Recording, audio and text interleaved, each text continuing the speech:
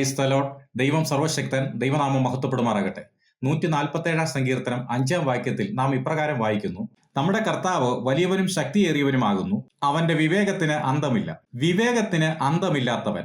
നമ്മുടെ അറിവിന്റെ പരിധിക്കപ്പുറമുള്ള ദൈവത്തിന്റെ അറിവിനെയാണ് വിവേകമെന്ന് പറയുന്നത്.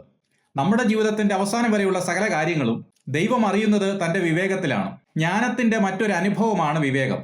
തിരുവചനം പറയുന്നു, പൂർണ്ണ ഹൃദയത്തോടെ യഹോവയിൽ ആശ്രയിക്കുക, സ്വന്തം വിവേകത്തിൽ ഊന്നരുത്. ദൈവത്തെ അറിഞ്ഞിട്ടും അവനെ ദൈവമെന്ന് ഓർത്ത് മഹത്വീകരിക്കുകയോ നന്ദി കാണിക്കുകയോ ചെയ്യാതെ തങ്ങളുടെ നിരൂപണങ്ങളിൽ വ്യർത്ഥരായി തീർന്ന് അവരുടെ വിവേകമില്ലാത്ത ഹൃദയം ഇരുണ്ടുപോയി. കാറ്റിന്റെ ഗതി എങ്ങോട്ടെന്നും ഗർഭിണിയുടെ ഉദരത്തിൽ അസ്ഥികൾ ഉരുവായി വരുന്നത് എങ്ങനെയെന്നും നീ അറിയാത്തതുപോലെ സകല ഉളവാക്കുന്ന ദൈവത്തിന്റെ പ്രവൃത്തിയെ നീ അറിയുന്നില്ല.